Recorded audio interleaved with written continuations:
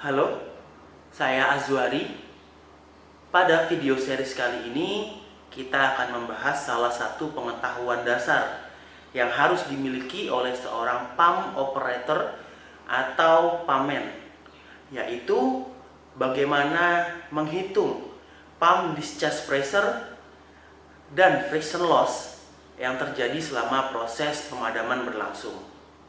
Mungkin banyak dari rekan-rekan yang kurang memahami atau kurang familiar terkait hal ini. Pamen atau pump operator harus mengetahui bahwa penting sekali mengirimkan flow atau aliran yang tepat kepada nozzle seorang firefighter. Flow yang kita kirimkan harus benar-benar proporsional, karena jika tidak, maka nozzle juga akan menghasilkan flow dan pressure yang di bawah standar atau di luar ekspektasi seorang firefighter.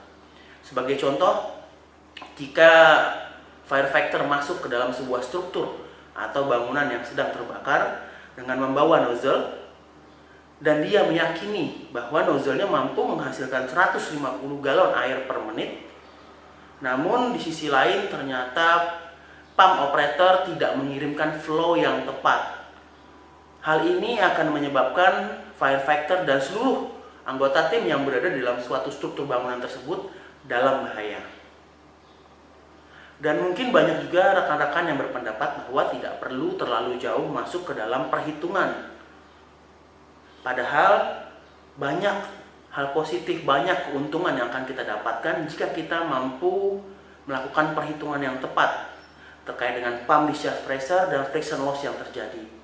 Antara lain, kita dapat membuat flow chart kita sendiri, menyesuaikan dengan kebutuhan di perusahaan atau di departemen kita.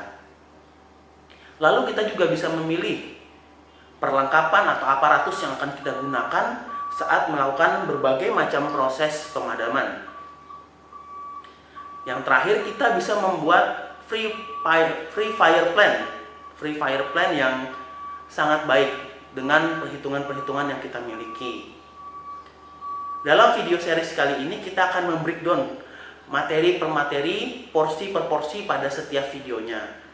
Namun pada video kali ini kita hanya akan berfokus bagaimana cara menghitung pump discharge pressure, definisi terkait pump discharge pressure, bagaimana menghitung net pump discharge pressure, dan bagaimana mengetahui perbedaan antara pump discharge pressure dan net pump discharge pressure, serta komponen-komponen apa saja yang mempengaruhi nilai dari kedua pressure tersebut.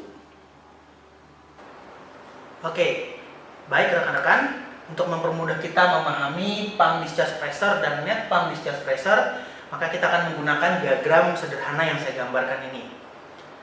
Seperti yang teman-teman lihat, pump discharge pressure secara mudah terlihat di sini adalah keseluruhan dari mulai friction loss sampai dengan ke nozzle pressure-nya. Jadi seluruh komponen ini sama dengan pump discharge pressure. Lalu line biru yang saya gambarkan di belakang ini adalah menggambarkan air supply atau water supply yang masuk ke pompa kita. Nah, di sini kita bisa lihat perbedaannya. Net pump discharge pressure adalah perbedaan dari mulai intake pressure dan discharge pressure-nya. Jadi, net pump discharge pressure itu bukanlah tekanan yang masuk ke dalam pompa, melainkan perbedaan antara tekanan yang masuk dengan tekanan yang keluar. Sehingga kita bisa melihat berapa tekanan kita yang masuk dan berapa tekanan yang kita keluarkan, perbedaannya berapa. Lalu pump discharge pressure ini memiliki beberapa komponen yang menentukan nilainya atau mempengaruhi nilainya. Di sini bisa kita lihat ada yang namanya TPL dan nozzle. TPL itu apa? TPL itu adalah friction loss ditambah elevasi ditambah appliance loss. Tiga komponen ini menghasilkan yang namanya total pressure loss. Nah, jadi total pressure loss ini adalah gabungan dari ketiga komponen ini, friction loss, elevasi, dan appliance loss. Makanya formula yang kita gunakan, pump discharge pressure adalah TPL plus nozzle pressure.